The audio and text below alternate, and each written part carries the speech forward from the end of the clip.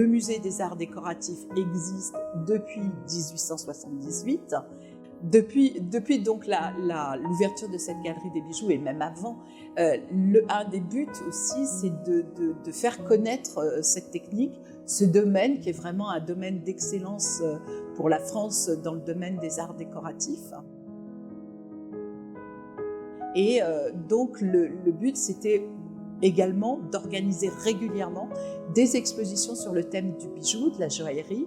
et non seulement des expositions patrimoniales, c'est-à-dire sur le bijou ancien, mais également des expositions contemporaines de créateurs contemporains, de grandes maisons.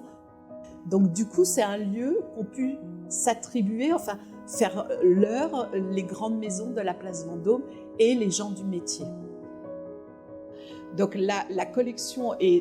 nous avons environ 1000 bijoux de présentés, ce qui paraît beaucoup quand on les voit, mais qui en même temps par rapport à nos collections qui comptent environ 7000 bijoux, c'est très peu. En tous les cas, pour 17e, 18e siècle et toute cette période du 19e siècle et du 20e siècle, oui,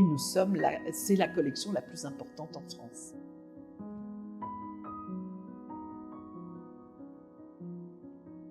On a voulu montrer aussi ce qui était beaucoup plus accessible à l'époque, ce qu'on appelait le camée coquille, c'est-à-dire le camée qui était sculpté dans un coquillage. On le voit ici avec le bracelet qui a dû appartenir à Madame Pradier et qui représente les profils des 3 enfants de la famille Pradier montés sur une monture d'Émile de Froment-Meurice. Notamment, je citerai qu'un nom, pour René Lalique, nous avons des pièces, on connaît très bien les pièces Art Nouveau, mais par exemple pour Lalique, ce que j'appelle du Lalique avant Lalique, avant qu'il fasse de l'Art Nouveau, et c'est grâce à la collection d'Henri Weber que nous pouvons montrer ces pièces au public et donc montrer comment René Lalique a évolué et comment il est arrivé à ce que l'on connaît aujourd'hui et ce qu'on admire aujourd'hui. Quand vous me demandez pourquoi exposer des bijoux anciens, alors qu'il se passe tellement de choses encore aujourd'hui dans le bijou contemporain, c'est parce qu'on ne peut pas imaginer, même pour des créateurs contemporains, même chinois d'aujourd'hui, ne pas voir des pièces, des bijoux de René Lalique, c'est impossible. Et ces pièces sont des pièces extrêmement rares,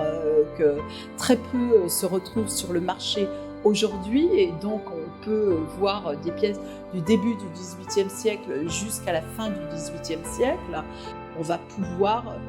faire découvrir le reste de l'évolution du bijou, de l'histoire du bijou, ce qui est le but de cette galerie